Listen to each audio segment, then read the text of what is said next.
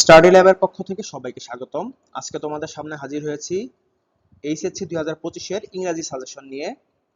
তোমরা অনেকেই ইংরেজি সাজেশন দিতে বলেছিলে, তোমাদের অনুরোধের প্রেক্ষিতে আজকে আমরা হাজির হয়েছি এইচএসসি পরীক্ষার ইংরেজি বিষয়ক সাজেশন নিয়ে। শুরুতেই ইংরেজি প্রথম পত্র, ইংলিশ ফার্স্ট পেপার, এবং সেক্ষেত্রে ইংরেজি ফার্স্ট পেপারের ক্ষেত্রে প্যাসেজ হিসেবে যে প্যাসেজগুলো ইম্পর্টেন্ট বা তোমাদের হচ্ছে প্যাসেজ, সামারি, ফ্লোচার্ট, এর জন্য যে প্যাসেজগুলো ইম্পর্টেন্ট সেগুলো হচ্ছে ইউনিট 1 এর লেসন 2, ইউনিট 4 এর লেসন 4, ইউনিট 5 এর ক্ষেত্রে লেসন 1, লেসন 3, ইউনিট 6 এর ক্ষেত্রে লেসন 1, লেসন 3, ইউনিট 8 এর ক্ষেত্রে lesson 1, lesson 3, unit 9 lesson 1, lesson 2, unit 10 এর ক্ষেত্রে লেসন 3, লেসন 4, লেসন 5 এবং ইউনিট 13 এর ক্ষেত্রে লেসন 3 ইম্পর্টেন্ট। একই সাথে তোমাদের আরেকটা বিষয় খেয়াল রাখতে হবে, তোমাদের ষষ্ঠ বোর্ডে বিগত বছরের মানে ইমিডিয়েটলি আগের বছরে তোমরা যারা 25-এ পরীক্ষা দিচ্ছ তারা 2024 সালের ষষ্ঠ বোর্ডের প্যাসেজগুলো বা কোশ্চেনগুলো বাদ দিতে পারো, প্রিয় শিক্ষার্থীরা। তারপর উইথ ক্লুজ, উইদাউট ক্লুজ এবং রিঅ্যারেঞ্জের ক্ষেত্রে ফার্স্ট পেপারের উইথ ক্লুজ, উইদাউট ক্লুজ এবং রিঅ্যারেঞ্জের ক্ষেত্রে তোমরা বিগত বছরের বোর্ড কোশ্চেনগুলো তোমরা অবশ্যই বিগত বছরের বোর্ড কোশ্চেনগুলো উইথ ক্লুজ, উইদাউট ক্লুজ এবং রিঅ্যারেঞ্জের ক্ষেত্রে বিগত বছরের যে বোর্ড কোশ্চেনগুলো আছে এগুলো অবশ্যই দেখবে, এবং সেই সাথে তোমাদের পাঠ্য বইয়ে যে শূন্য স্থানগুলো আছে উইথ ক্লুজ হতে পারে, উইদাউট ক্লুজ হতে পারে বা রিঅ্যারেঞ্জ হতে পারে, এই জিনিসগুলো অবশ্যই দেখবে। ফর এক্সাম্পল তোমাদের যে গাজী পীরের গল্প আছে বা কাহিনী আছে সেই জায়গাতে দেখবা 8টা সেন্টেন্স দেওয়া আছে রিঅ্যারেঞ্জ হিসেবে, তোমাদের পরীক্ষাতে কিন্তু 10টা আসে। সেই ক্ষেত্রে পরীক্ষক কিন্তু সেই জায়গাতে 2টি অতিরিক্ত লাইন যোগ করে মূল বই থেকেই কোশ্চেন পেপার ইজিলি সেট করতে পারে। ঠিক তেমনি ড্রিমস এর ইউনিটেও তোমরা দেখবা শুরুতেই একটা শূন্য স্থান আছে উইথ ক্লুজ। ঠিক তেমনি বইয়ের বিভিন্ন জায়গাতে, পাঠ্য বইয়ের বিভিন্ন জায়গাতে যে উইথ ক্লুজ এবং উইদাউট ক্লুজ গুলো আছে সেগুলো তোমাদের জন্য অবশ্যই ইম্পর্টেন্ট। গ্রাফ এবং চার্টের ক্ষেত্রে প্রথমে the time allocation of a student's daily activities, দ্বিতীয়তে আছে the sources of air pollution in a city, number 3 the choice of profession by educated people in our country, number 4 monthly family expenditure, number 5 the number of mobile phone and internet users, number 6 the percentages of types of transportation used by students, number 7 the number of social media users, number 8 young people's changing attitude to pastimes, number 9 the export sectors in Bangladesh that earned foreign currencies, number 10 the percentage of travelers traveling in different transport.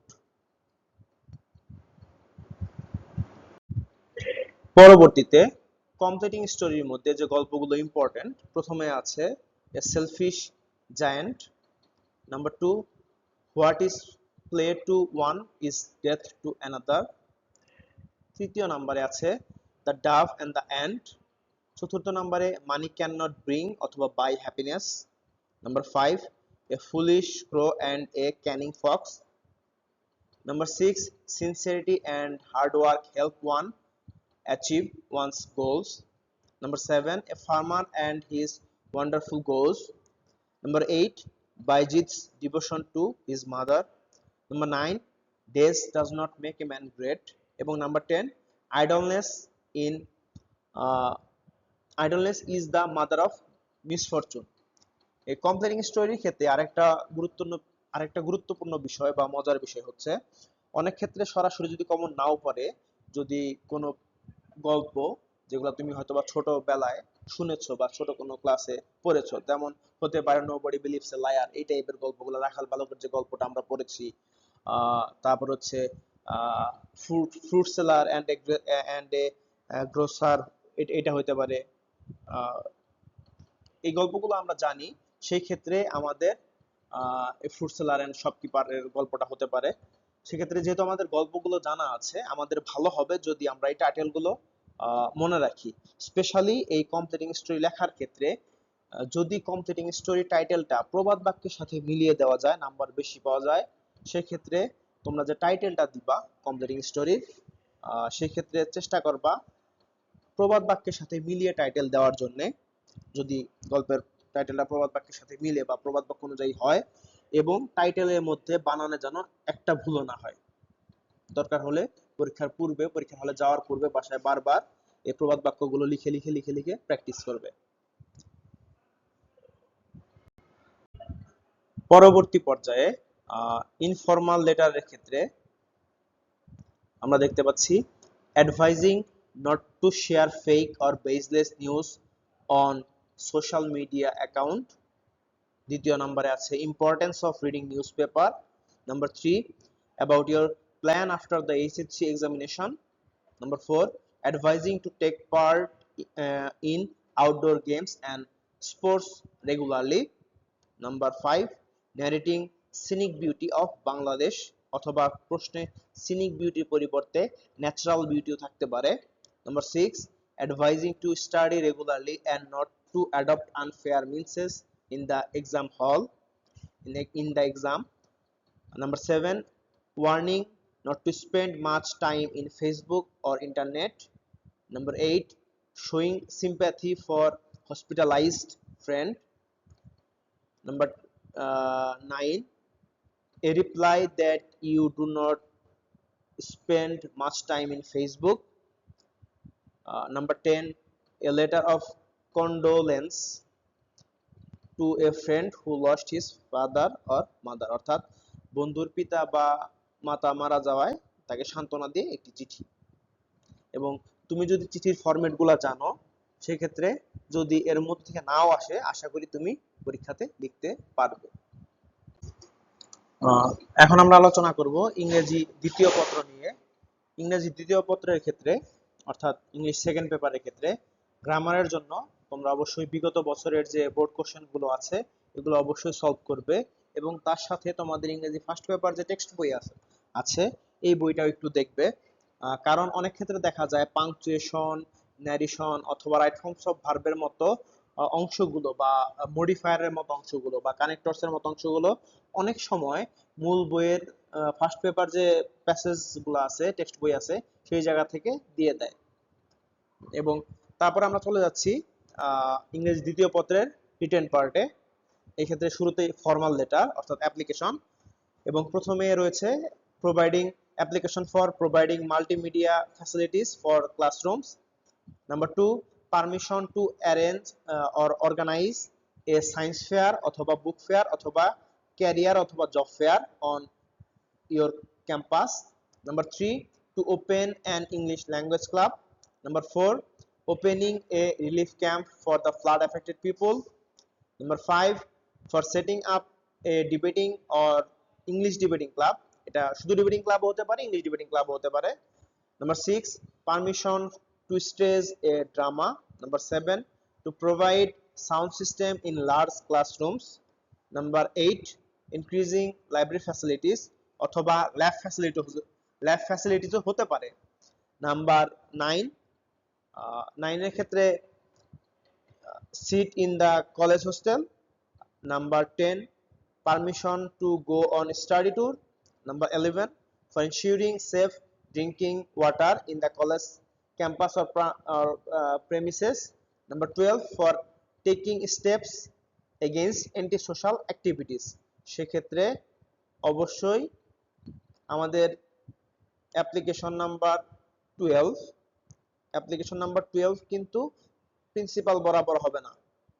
Application number 12 এবং application number 4 এই দুটো কিন্তু principal বরাবর হবে না। এগুলা সাধারণত উপজেলা নির্বাহী কর্মকর্তা অথবা জেলা প্রশাসক বরাবর হয় অথবা হবে, ডেপুটি কালেক্টর অথবা উপজেলা নির্বাহী অফিসার বরাবর এগুলা হবে, আর বাকিগুলা কলেজের যে প্রিন্সিপাল সে তার কাছে হবে।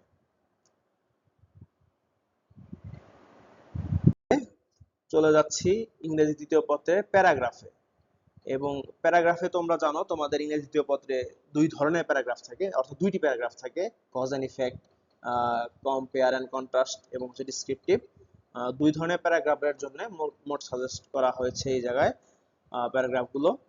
এবং সেক্ষেত্রে প্রথমেই আছে প্রাইস হাইক, দ্রব্যমূল্য বৃদ্ধি, পরবর্তীতে climate change, number 3 importance of moral values, number 4 urban life and rural life অথবা village life versus city life এমন হতে পারে।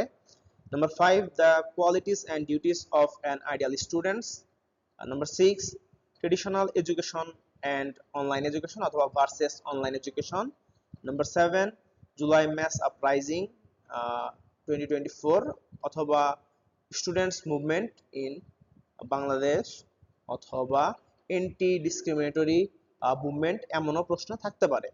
Number 8 the importance of female education, number 9 road accidents in Bangladesh, number 10 food adulteration, number 11 importance of social media,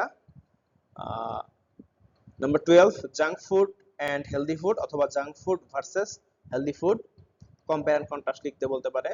number 13 uses and abuses of mobile phone অথবা internet অথবা Facebook, number 14 democracy versus dictatorship অথবা democracy and dictatorship নিয়ে compare এবং contrast paragraph পরীক্ষাতে আসতে পারে। Number 15 environmental pollution অথবা environment pollution, number 16 nuclear family versus extended family, একক পরিবার এবং বড় পরিবার, একক পরিবার অথবা যৌথ পরিবার, একক পরিবার অথবা যৌথ পরিবার নিয়ে তোমাদের কম্পেয়ার এবং কন্ট্রাস্ট প্যারাগ্রাফ আসতে পারে। আশা করি আমাদের এই সাজেশন তোমাদের এই দীর্ঘ পথটাকে সহজ করবে এবং তোমাদের জন্য অনেক শুভকামনা। তোমরা এই সাজেশন তোমাদের বন্ধুদের সাথে শেয়ার করতে পারো, কারণ আমরা বিশ্বাস করি আমরা সবাই একসাথে বেড়ে উঠবো। তোমাদের জন্য শুভকামনা জানিয়ে এখানেই শেষ করছি। আল্লাহ হাফেজ।